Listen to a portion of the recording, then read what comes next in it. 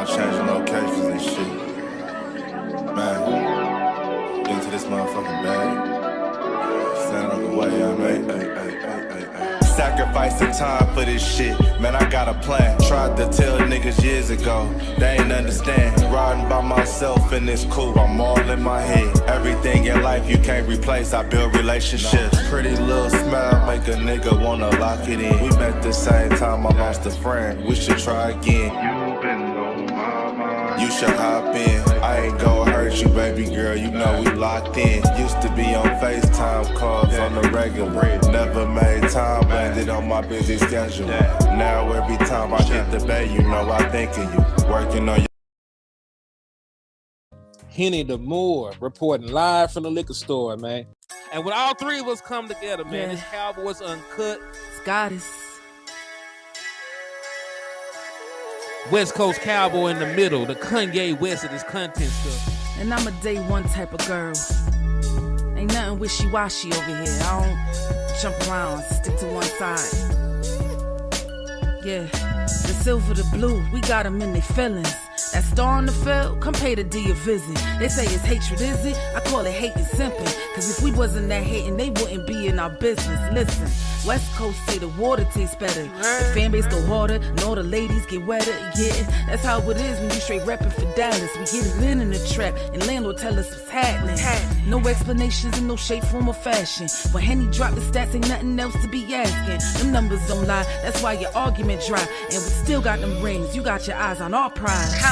Whether an eagle, a giant, or a commando, you in the parking lot crying, we in the Lambo, we stay in our bag, we run it up in the draft. You still talking about the 90s, so who's stuck in the past? Get off me, and I'ma need you 6 feet back. And we ain't hearing nothing till your team beat that. And we ain't scared of running. So one team over here is Cowboys, believe that. Yeah, this you got is a poet. Big up West Coast Cowboy, HTM Sports, and Landlord from Alabama. Y'all check them boys out, man. Don't play around with the Cowboys content. Yeah, and you know it's DC. Yeah, DC 4L. All day, every day. My dear Aunt Sally, we is at the P right now. We gotta go to free agency, then we gotta go to draft, then we can talk about training camp. And Stephen Jones, who's also a multi-millionaire, moves and feels like a what? Like a dude that is got $15 in his bank account. We finna come marching to Dallas with our picket signs, ticket torches, everything we can find. And we are live. What's good with y'all, man? It's your boy Henny the Moore reporting live from the liquor store, man. How's everybody doing? And most importantly, man, happy Easter. It is Easter Sunday. It is about 6:11, 6 whatever in the morning right now. We live up and early, getting to it, man. The early bird gets the worm. Hope everybody's out there is enjoying themselves, man. And salute to everybody that's always out there supporting and rocking with us. Everybody in the chat box already. Calvin Jefferson, JV B-Boy, Sing. Salute to everybody that's tapping in, taking time out your day and your morning to rock with the content. Appreciate all y'all good people there in Posey. Salute to y'all, man. So yeah, man, we gonna have ourselves a nice little conversation as a family this morning about the Dallas Cowboys and some of the stuff going on right now, man. Big Duke, the offensive line guru, the maestro, he had some things to say. He was asked about Tyler Guyton, and he gave an honest answer and an honest opinion. So we're going to talk about it. We'll speak on it. But before we get too far ahead of ourselves, man, on the way into the liquor store, make sure y'all hit that like button, make sure y'all hit that share button, and make sure y'all slap the shit out of an Eagles fan, man. He said, please repent for your sinful lifestyle and accept Jesus. Hey, we know the Lord in the liquor store, man. The Lord knows our heart, and we know the Lord, man. So God bless everybody. But yeah, man, make sure y'all hit that like button, that share button. Bust you an Eagles fan upside the head. And if you're feeling in the real caring and giving mood, you can hit that cash app, man. It's $ Henny the Moore. Help support the liquor store, keep the lights on. But without further ado, man, let's talk about what I'm here to talk about. They got me up early in this morning, man. So, Big Duke was asked the question, about Tyler Guyton, first round pick of the Dallas Cowboys last year, and pretty much the question was, Duke, where do you feel Tyler Guyton falls this year on quality starter left tackle skill? Right, he was just trying to get his opinion on where he thinks Tyler Guyton will be this year. Because we all know that his rookie year was sort of rough. It wasn't the best. It wasn't up to par to what a lot of people were expecting. Big Duke was honest. He said, honestly, don't know. He's got a lot to figure out to take the leap. That's up to him. So, a lot of people are up in arms about this. Right, I'm gonna just clarify. I'll just clarify. Like, I think a lot of people are blowing this out of proportion. But it's newsworthy, so I do want to talk about it. Because I have my own personal opinions about Tyler Guyton, and it's a good enough time to talk about it. So just to be fair to Big Duke is not saying that Tyler Guyton ain't shit. He ain't saying that Tyler Guyton ain't never going to be shit. He's not saying that Tyler Guyton is just sucks and is awful. Because he still says that Tyler Guyton will get it together eventually.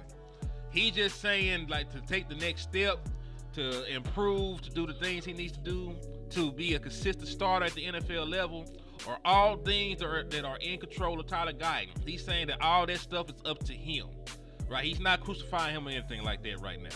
A lot of people are taking it like that, but that's not really what Big Duke is doing here.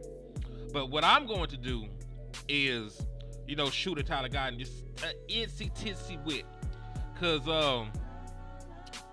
he didn't perform well. And this is the reason why people are talking about Tyler Guyton. If Tyler Guyton did not give you a reason to talk about it, people wouldn't be speaking on him. But Tyler Guyton did not grade out well last year at all, even considering that he was a rookie. Even considering that he was a rookie, he didn't grade out too well at all last year. We know about the penalties. We know about the sacks. We know about the inconsistency, hand placement. There's a lot of things that went wrong for Tyler Guyton last year. Graded out poorly, 49.4 overall, 60.2, 51.3. Like, not great metrics across the board for Tyler Guyton in his rookie campaign. Especially with how well he performed in preseason. Now remember, one of the reasons that people thought that Tyler Guyton would perform exceptionally well this first year was because he played well in the preseason. He played well. He graded out well, run blocking, pass blocking. He looked like he belonged, right, during the preseason matchups. But we also have to remember, preseason, Deuce Vaughn looked like Emmitt Smith.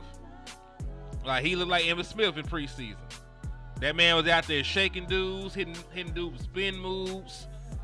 He was explosive. He went crazy. So we know that preseason is not the ultimate gauge, because a lot of the people that play in the preseason games are UPS drivers. They're going to be podcasters. They're going to be PE coaches. What they will not be is NFL players. What they will not be is NFL players at the next level. Like, a lot of those guys are going to get an opportunity and be out of the league, man. He said, Wolves in 4, fuck the Lakers. Hey, man, I'm not mad at it. I'm not mad at it at all, man. Because, hey, my Mavs are suffering, so I don't want Luka to win nothing. Like, I got love for Luka still. That's my boy. But I'm still salty about that trade and how that went down. But yeah, man, I believe he has the tools. And listen, he has the physical tools. Like, nobody is saying that he's not a great athlete. He's 6'8". He moves well. It just, he has to put it together. Right? He has to put it together. But yeah, that's part of the reason. There you go over here and you look at the penalties. Because it wasn't just the sacks. Tyler Guyton led everybody in the National Football League in penalties. He only played in 15 games. He only started 11. Right? So Tyler Guyton had a total of 14 accepted penalties, and he had an extra 2 of them that were either offset or declined. So all in all, they're saying that he committed 16 penalties last year. Now, and this is the official number. Now, PFF got him down for 18, but the official number recognized by the NFL is 16 penalties right now. He had a slew of false starts, holding penalties, like things that kill drives. And what I don't like about penalties is they can be more detrimental at times than actual sacks. You can give up a sack and it only be a 1 yard loss, it only be a 2 yard loss. With a holding penalty, it's 10 yards every time, right? It's 10 yards every time, regardless. So you're turning 3rd and 10 into 3rd and 20, or 1st and 10 into 1st and 20. You're turning 2nd and short into 2nd and long. Like holding calls kill drives, I think, at a more consistent basis than an actual sack. You get a sack, unless a sack happens on 3rd down. 3rd down sacks, of course, it kills the drive, right? But let's say you take a sack on 1st down, it's a 2 yard loss. It's second and 12. The very next down. You got 2 downs to get 12 yards. It's not the end of the world at that point. But if you go from 1st and 10 to 1st and 20, that's hard to overcome, and we saw that consistently throughout the course of the year. So the penalties were a killer, right? And to be fair to Tyler Guyton, because I'm not here on a witch hunt, I'm not trying to drag the young man, because I do want him to succeed. I want him to be better in the future. Some of those penalties were bullshit. I can think of a couple of them that were just phantom. But the thing that concerns me and scares me, when you get a reputation as a high penalty player, it tends to follow you around for a while. So if he comes in a little slow this year, and he's a little handsy, and especially with his hand placement. Now that's one of the things that can get cleaned up if he get his hands together. If he get his hand placement together, some of these holding penalties will come down, right? Some of these penalties will come down. But if he comes in a little handsy this year, and he already has the reputation of being a highly penalized player, usually the refs aren't going to give you the benefit of the doubt. It's not fair, it's not right, but that's usually how that works out, dog. So that concerns me. Now listen, Tyler Smith also had a penalty problem as a rookie, and that's not too much the case anymore. You could argue that he doesn't have a penalty problem anymore because he no longer plays left tackle. Right? A lot of the things that he did as a left tackle was way too violent. Right? That's why he fits as a guard. That's why he was a all right left tackle, and he's an all world guard. Because some of the physicality, some of the nastiness, you can't get away with that on an island when you're playing left tackle. But as a guard, that shit translates. That shit translates very well. But yeah, man. So we seen other players on the offensive line clean the penalty stuff up, but we also saw that it might have just been the position change that helped Tyler Smith out like that. I need to see the improvement with the hands for Tyler Guyton though. If he cleans up the hands, I promise you he won't lead the league in penalties. I promise you that. But that's a big if. Like Duke said, that is up to him at that point, man. That's up to him. Now let's go, and like I said, the numbers are inconsistent across the board. Like they say 18 penalties, the official NFL says 16. Regardless, it's a high amount of penalties. And he did all that and also still gave up 6 sacks. 6 sacks and almost 30 pressures. So this is why people are so up in arms against the boy Tyler Guyton right now. Like, folks already didn't like the pick, right? Let's be honest. Let's be honest about it. A lot of people didn't like the pick. Tyler Guyton, the up-team offensive lineman in the first round in however many years. Another project player, never actually played left tackle in college. Just started playing on the offensive side of the ball in college, actually. What a lot of people don't know is Tyler Guyton was a defensive tackle in high school and went to TCU to play on the defensive line. They moved him to the other side of the ball because he couldn't win a position at his natural position of defensive tackle. And he was good playing on the offensive line, though. Don't get it wrong. Don't get it twisted. He had excellent athleticism. He had great size. So it worked out for him against collegiate competition. The issue so far is that shit has not translated to the NFL. So the big question is, can it? Can it and will it? Is really the big question going forward with Tyler Guyton, man. And listen, I don't want to be up here talking crazy about nobody on Easter. You know what I'm saying? I'm only sitting here talking about it because it's been a talking point. But we just going to put everything on the table. The real question is, do y'all believe Tyler Guyton will get it together? And if they don't, let's say Tyler Guyton is the same player that he was last year, this year. Let's say the penalties are still the same. Let's say the issues with the hand placement are still the same. You know, let's say that all the same issues are still there. What do the Dallas Cowboys do at that point about left tackle? Well, you got, and listen, one of the reasons that I really want to talk about this for all my offensive line guys out there, Tyler Guyton is who y'all is currently, because I'm not saying that he's going to stay the same, but Tyler Guyton currently, you know, is the same person that y'all try to say that Brock Hoffman is. He's currently the same person y'all trying to say that Brock Hoffman is. You know what I'm saying? Like, Brock Hoffman actually has played well, and y'all want to take Brock Hoffman's job away from him because he's not perfect.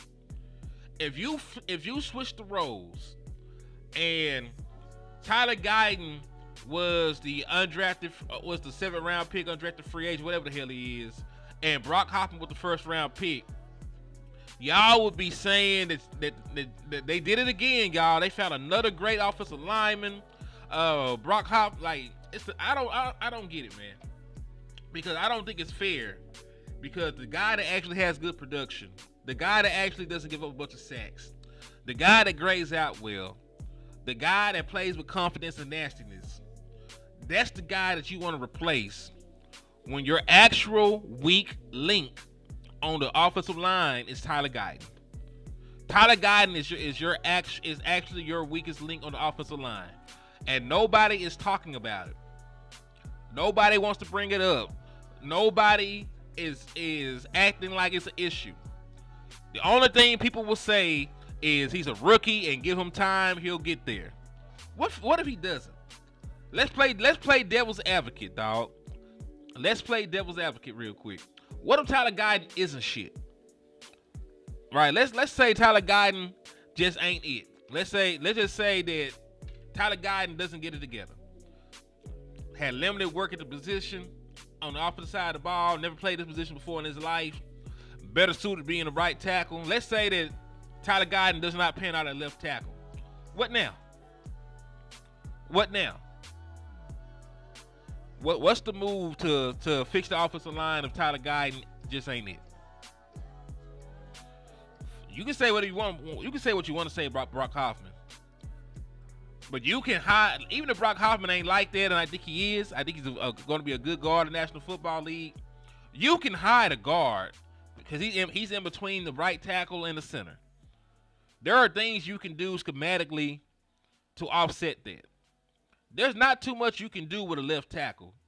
The reason the left tackle position gets paid so much money, right? And they're the ones that are lauded and looked at like superheroes on the offensive line, because usually they're the best athlete and they're gonna be fighting against the best athlete. The left tackle is usually gonna be going up against the premier pass rushers, the freak athletes. They're gonna be blocking the Micah Parsons. They're gonna be trying to block the Trey Hendricksons, the Myles Garretts. That's their job, and they usually do that by themselves on an island. There is damn near nothing you can do besides leaving in a running back and giving Tyler Guyton help. Like outside of limiting your playbook, not going empty, right? Leaving the running back in, chipping. there's not too much you can do to help Tyler Guyton on a consistent basis. There's going to be times where he just got to fight the boogeyman on the other side. You got to hope and pray that he holds up and wins. So if Tyler Guyton is not the answer, what do you do? And the scary thing is this. The Dallas Cowboys don't like to admit that they're wrong. They don't like to admit that they're wrong. Tyler Guyton is going to play this year. Regardless, he deserves to play this year. If they had an open competition right now between Tyler Guyton and Austin Richards, I'm not sure which one of them would win the job. I'm not saying Austin Richards is amazing. I'm just saying that Tyler Guyton has been underwhelming when he actually has played football.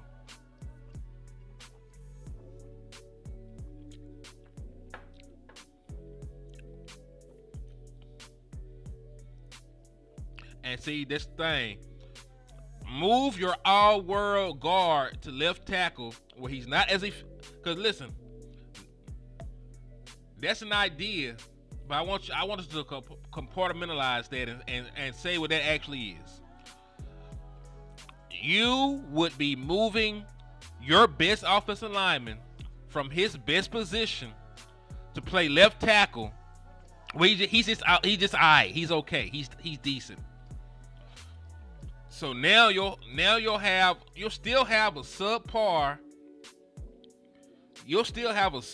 left tackle, because Tyler Smith ain't a great left tackle. He's all right. He also had a penalty problem and all the other stuff when he played the left tackle position. You have a hole at guard. You'll still have Cooper Beebe at center. I like him. Brock Hoffman at right guard, and then Terrence Steele. I don't really know if that's the move, right? Because you could find another guard, right? Possibly find another guard, but you're not going to find a guard better than Tyler Smith. And that's sort of the issue. Like, Tyler Smith is so good at the left guard spot that it completely changes how you run your offense if you move him. You won't be able to get the same kind of push running on the left side if you move him from that left guard spot to that left tackle spot. You can't be better at something when you don't do it. He has changed his body significantly since his rookie year. Because listen, the way that you prepare to play left tackle is completely different from the way that you prepare to play left guard. You want to put on different kind of weight. You're doing different kind of footwork. You're doing different kind of conditioning. You don't prepare to play left tackle the same way that you play left guard. And he has not trained to play left tackle for a long time. So I don't think it's as simple as we putting it. We ain't finna lie on Tyler Smith. We're not finna lie on Tyler Smith for pushing the narrative like that. Tyler Smith is one of the best guards in the National Football League. Literally one of the best guards. Literally one of the best guards. This is not hyperbolic. He don't give up pressures. He don't give up sacks. He is even on his worst years at left guard is Pro Bowl worthy. The one time that you seen him as a left tackle, he had 13 penalties and a slew of sacks. The reason that we bring up him as a left tackle is because he played better than we thought he would. But during his rookie season, he still gave up penalties. He still gave up sacks. He just wasn't as bad as we thought he would be. He made an all-rookie team, right? He still wasn't great at left tackle. He still wasn't great at left tackle. He was okay. And if we just gonna get okay or bad play at left tackle, you might as well sacrifice Tyler Guyton ass.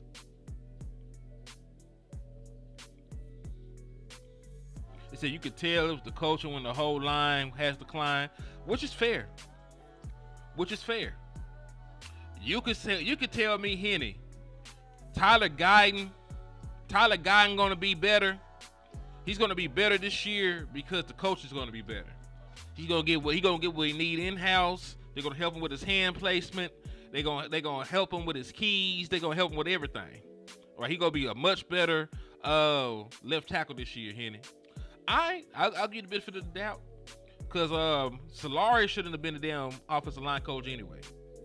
When you're outsourcing most of the improvement to your offensive line to Duke Merriweather,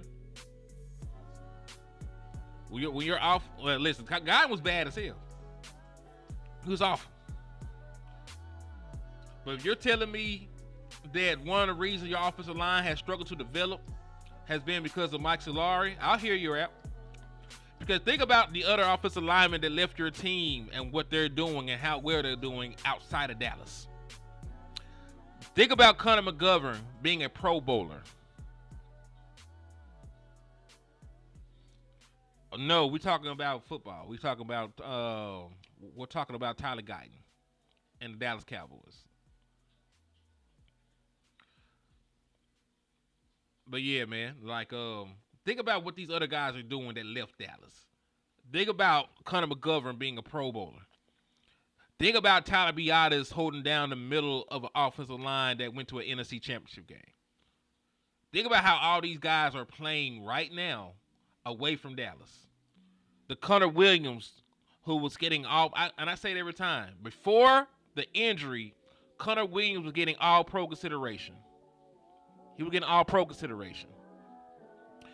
So maybe it's not the players. I'll give you that out right there. Maybe it's not the players.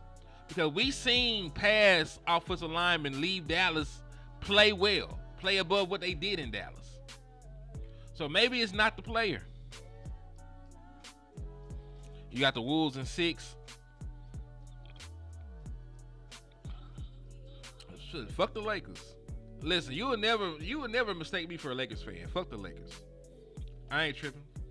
Fuck the Lakers, fuck LeBron, fuck his hairline. I don't care. Hell, my team already got eliminated, so I ain't tripping on that. So yeah.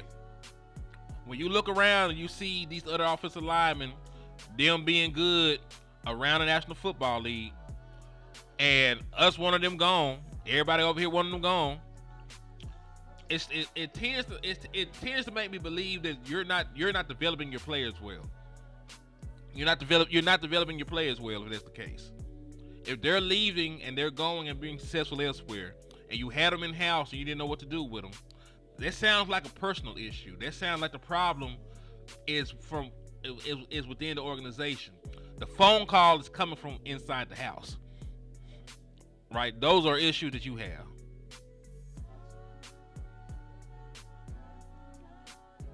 Yeah, those are internal issues. So maybe you're right about that. I want that to be the case because, listen, I am tired of drafting offensive line in the first round.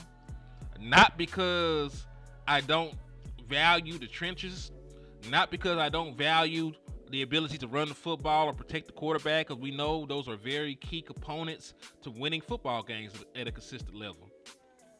The issue is the Dallas Cowboys have only drafted a wide receiver in the first round twice in the last 25 years. The Dallas Cowboys haven't drafted a wide receiver in the second round since 23 years ago. It's been 23 years since the Dallas Cowboys drafted a wide receiver in the second round, and they only drafted 2 first-round wide receivers in the last 25 years. They have completely neglected the skill position players, and they wonder why we have these issues. We wonder why there are times where teams actually account for CeeDee Lamb and we can't do shit.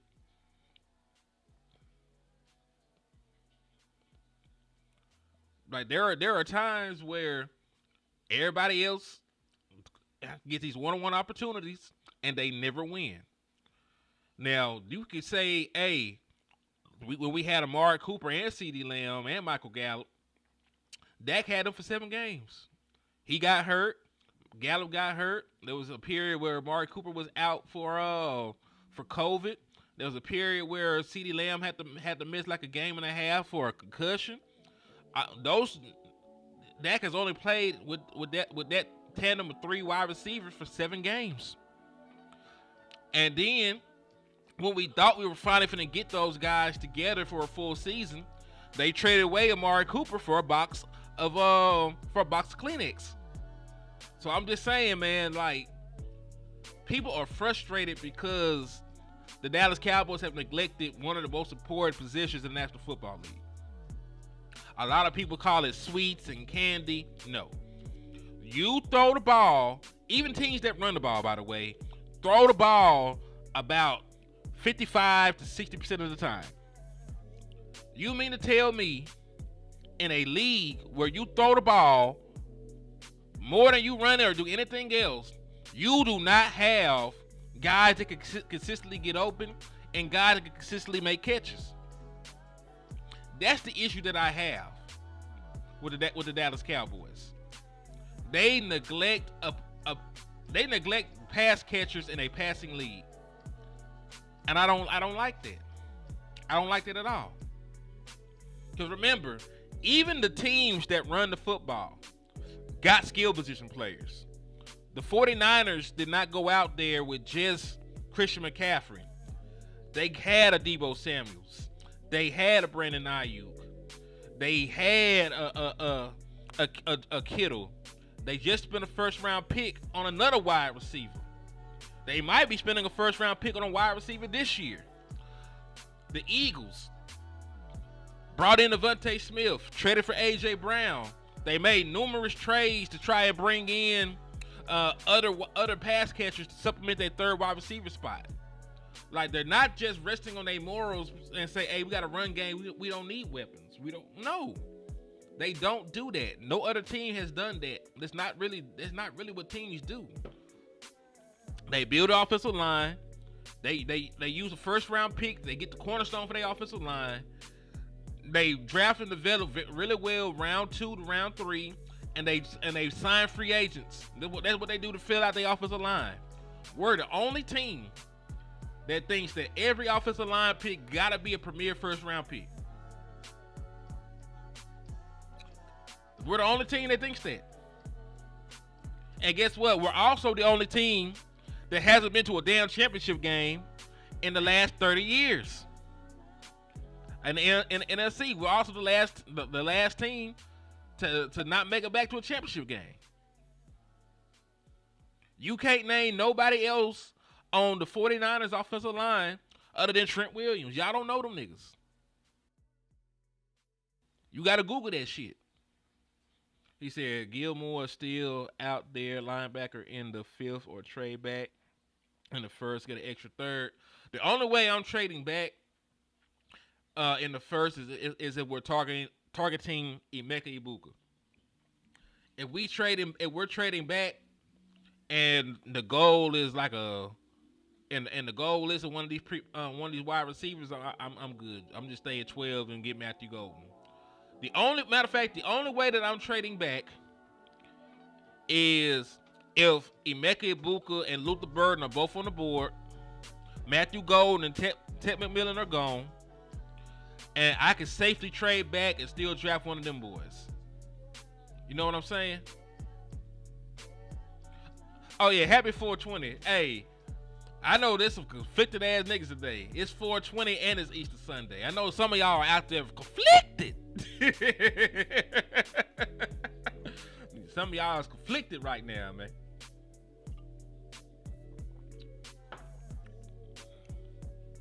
Howdy. But yeah, man. What the hell were I talking about?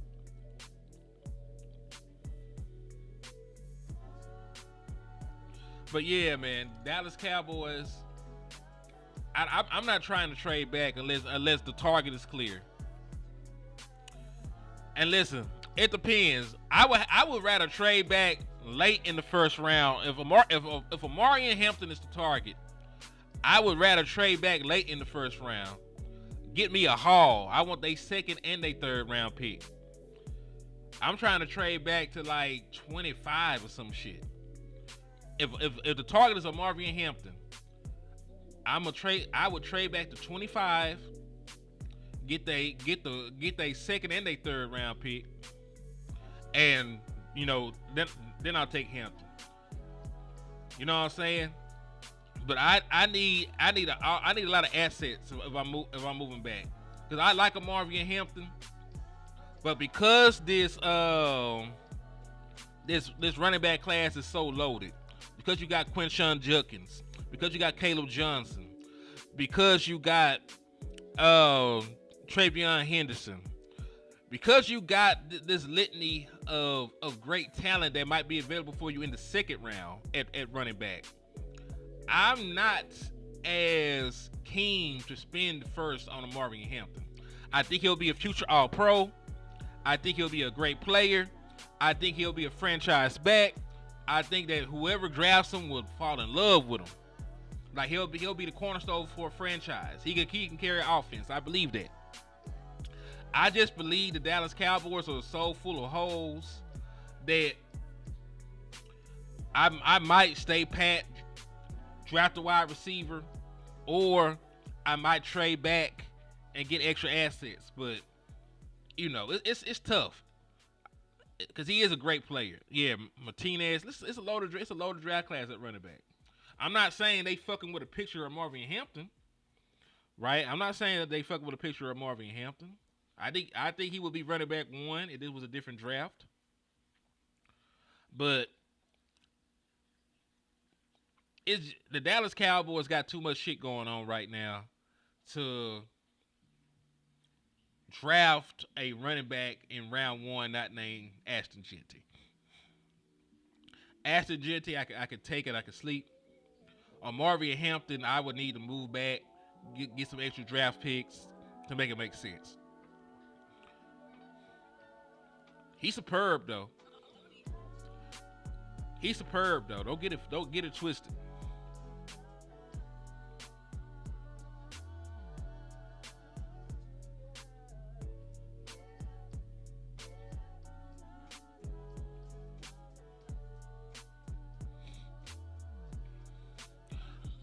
So yeah, man, I'm not sure. I just need the Dallas Cowboys to figure this shit out. We need one Tex linebacker, cornerback, wide receiver 2, running back. We got a lot of holes, dog. We got a lot of holes. And hell, you might say left tackle if you don't believe in Tyler Guyton. If you don't think Tyler Guyton gonna get it together, you also need a left tackle. You also need a left tackle if you don't think Tyler Guyton's gonna get it together. And it's scary. It's scary because they do stupid shit like drafting another left tackle without letting the other guy develop.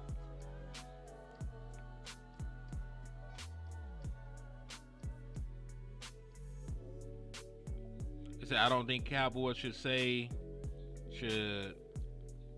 I don't think the Cowboys should stay no running back round one. What's up? I'm not saying no running back round one. I'm just saying not a Marvin Hampton at 12. If you move back and get you a haul, then yeah, take a Marvin Hampton. But a Marvin Hampton at 12 with the bullshit that you got going on, and as loaded as this running back class is, that's the thing. Because I recognize the talent of Marvin Hampton. He's great. I stand on it that he'll be an All-Pro.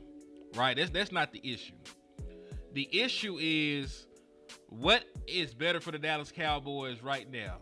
Having just Marvin Hampton, or having a Marvin Hampton and some extra picks and being able to maybe move back into the back end of the first round for the wide receiver?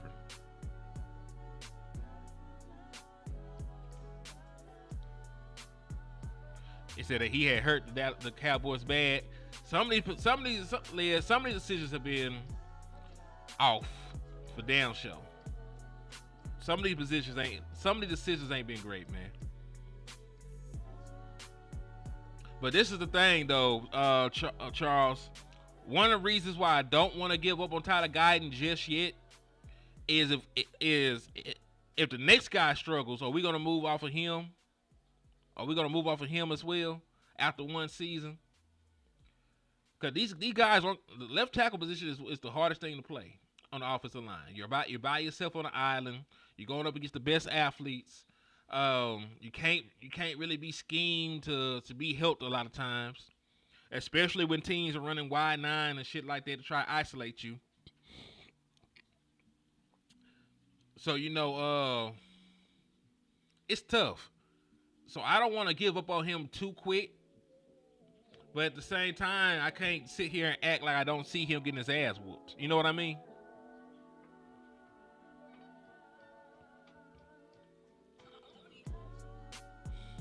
Yeah, Luther Burden is great. I like Luther Burden. Now, I've been on the record to tell y'all that I think Emeka Ibuka is going to have the best career, end up being the best wide receiver out of this draft class because of how well his skill set translates. But I'll keep it real with you. I won't be mad if they draft any of the 4 first-round wide receivers. Hell, I won't be mad if they trade back and get Jaden Higgins. There are literally 5 wide receivers I won't be mad about for the Dallas Cowboys in the first round. If you end up with any one of the wide receivers that could go in the first, I'm happy. It could be Ted. It could be Matthew Golden. It could be Emeka Ibuka. It could be Luther Burden. It could be Jaden Higgins in the trade back. I'm good with any of that because all of them boys are upgrades over what you have. There'll be long-term options. There'll be 1,000-yard wide receivers. It's just they all got different skill sets and intangibles, and it's just really what you want to peep and what you want to target and what you think actually complements CeeDee Lamb the most. If you think that CeeDee Lamb is better suited playing with a speed guy, right, then you might want to go Matthew Golden, somebody that can take the top ball. If you think that you need somebody like Emeka Ibuka who can take some pressure off of CeeDee Lamb playing in the slot, so you can use CeeDee Lamb all around the field, move him to the X, the Y, the Z, use CeeDee Lamb in the backfield more often, and so we don't have to just play in the slot all the time, right? If you feel like you need a big body X receiver with some slot versatility in a Ted McMillan, right? That could be the route that you go. And Jaden Higgins has a similar skill set as Ted, right? He's a similar kind of wide receiver. So it just really depends on what you value and what you think is the best complement for CeeDee Lamb. But I think all them guys will be pretty damn good at the next level. And Charles, why don't you like Ted? I seen you coming. Why do you say I don't want Ted? Elaborate for me. I'm curious to see why you believe that.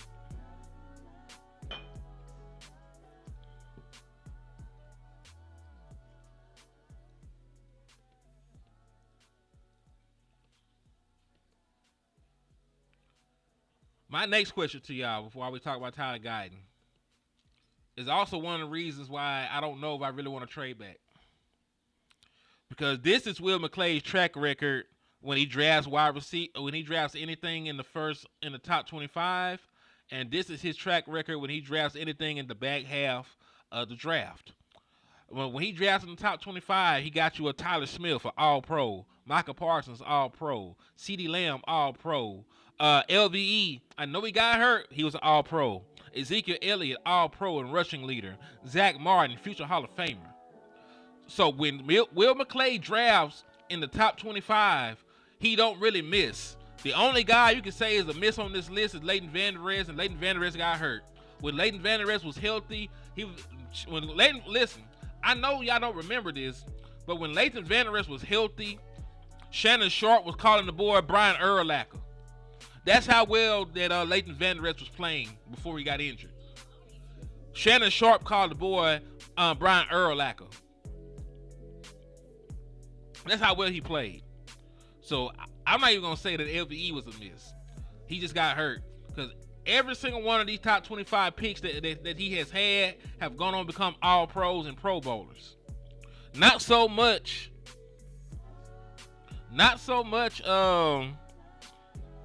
for the guys at the bottom half.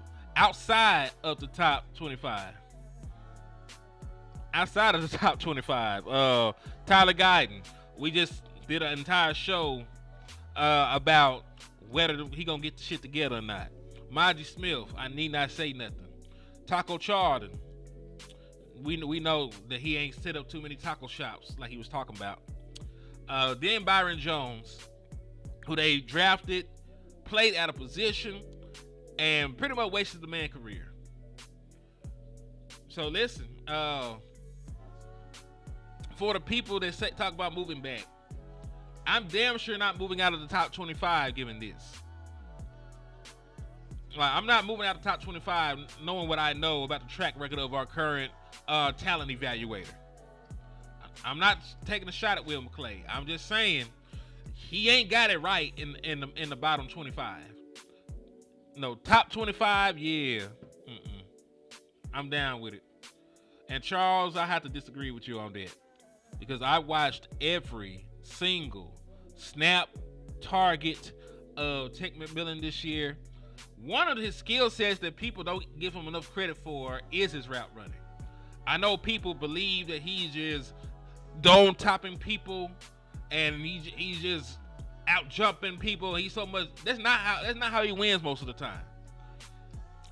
Like, he went from being it's crazy, right?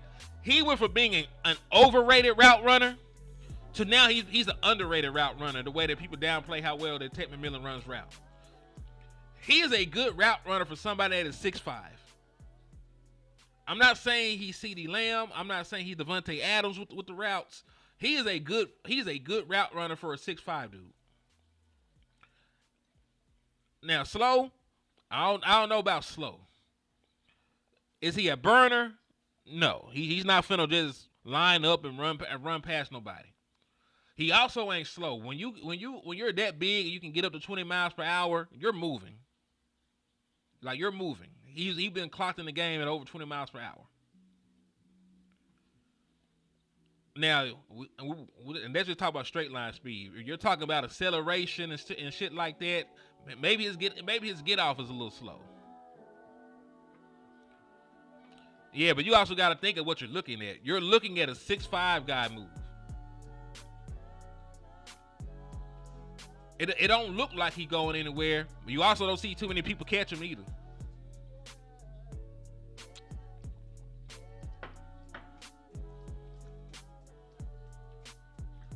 Like, game speed checks out. And listen, if he couldn't run routes, they wouldn't play him in the slot. What people don't know is that Tech McMillan is one of the most efficient players in the slot. They don't let wide receivers that can't run routes play in the slot as much as they let Tech play in the slot. I know folks think that he's only an X player, but he actually has a lot of slot versatility. He's actually one of the highest graded slot players in the NCAA.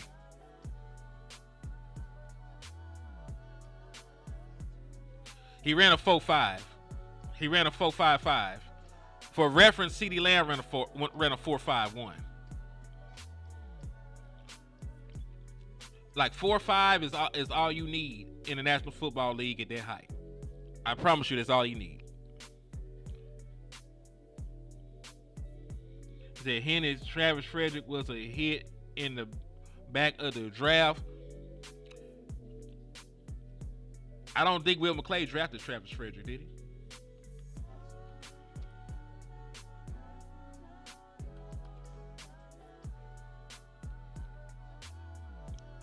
No, because, see, Will McClay didn't draft him. Yeah. Will McClay got here in 2014. Travis Frederick was drafted in 2013. So he actually predates Will McClay. So Will McClay can't get credited or discredited for Travis Frederick because he was not involved in the acquisition of Travis Frederick. Will McClay first draft was 2014. Travis Frederick was drafted in 2013.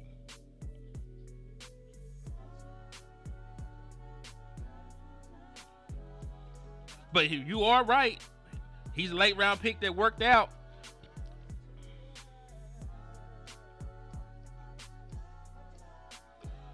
Now, Charles, we all know that a sure pick is an oxymoron. They just don't exist.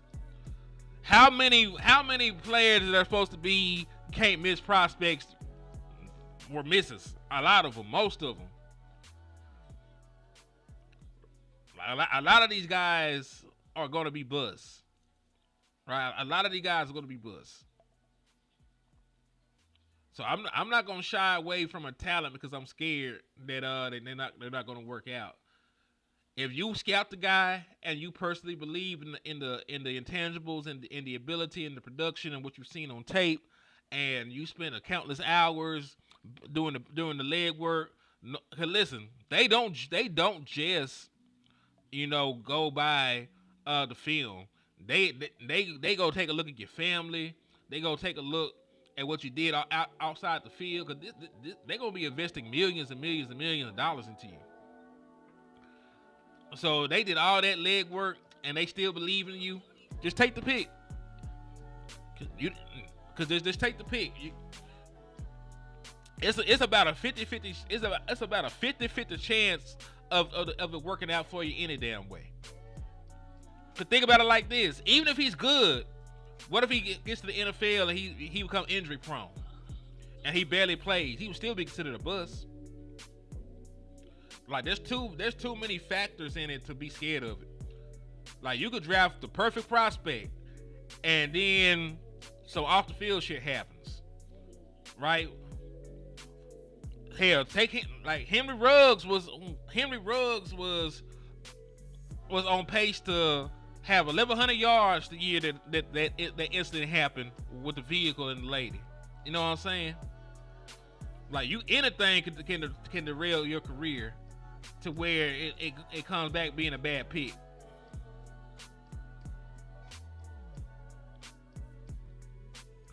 But see, Charles, that's a bad way to look at it. The fastest wide receiver in the NFL before Xavier Worthy was John Ross. John Ross was the fastest guy in the NFL, and he was a surefire bust. And what's crazy is John Ross had production. You know what I mean? So just because you're fast don't necessarily mean they'll be able to use you. Don't necessarily mean that you'll translate and be good. Tavon Austin was fast. We saw what happened to his NFL career. And on the flip side, you can say, hell, if I draft Ted, at least he's 6'5". At least I can throw it up to him. At least I can use him as a red zone target.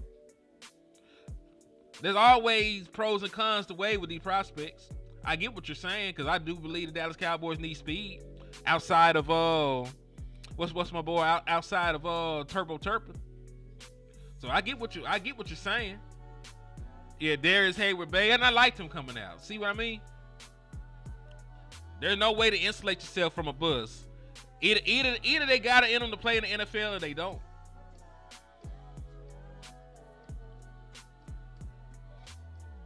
Either they got it or they don't. There's really no way to protect yourself from it. But yeah, man, it's been about an hour. I just wanted to jump on here, wish y'all a happy Easter, talk a little bit of Dallas Cowboys football with y'all. On the way out though, cause we finna wrap it up. I know y'all gotta get to church. I gotta get ready and parlay and do what I need to do. On the way out though, man, y'all make sure y'all hit that like button. Y'all make sure y'all hit that share button. Y'all make sure y'all hit that Eagles fan upside the head. And if you got it in your heart, before you go pay tithes, please hit that Cash App. It's $Henny the more. Help us keep the lights on in the liquor store so we can continue to do the things that we do. Bring y'all this quality Dallas Cowboys content. And keep rocking with us, man. Thank y'all for everything. He said, and then when Dak throw all of them interceptions because he is throwing to coverage, then what? Dak had to throw in the coverage last year. He threw in the coverage the year before that. The difference is, like, you need people that can make plays. And matter of fact, if you throw it into coverage to Tech McMillan, he's not really covered at that point. He's 6'5". He's 6'5". He has a long wingspan.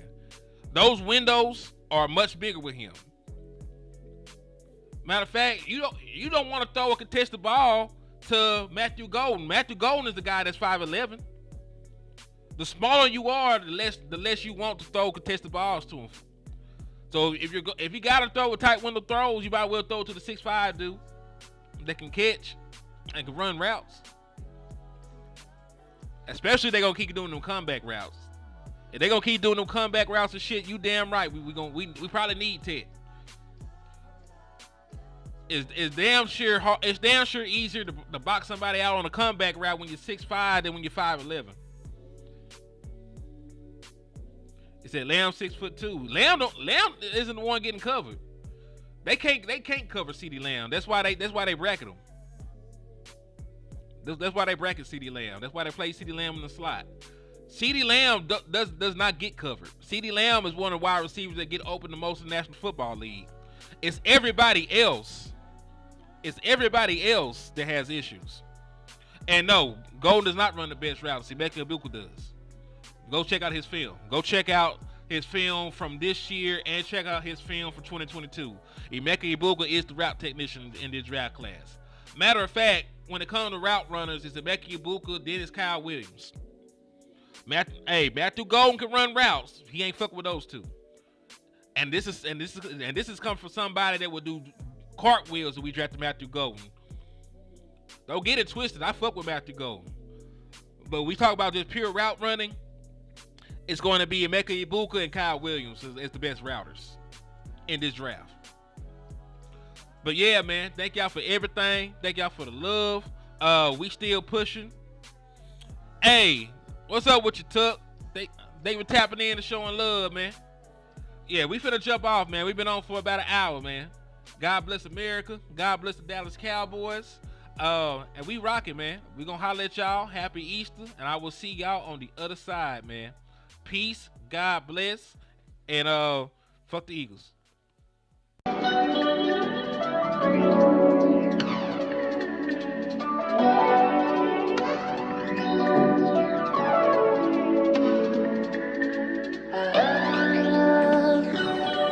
Thinking about changing locations and shit. Man, into this motherfucking bag. Stand on the way I made.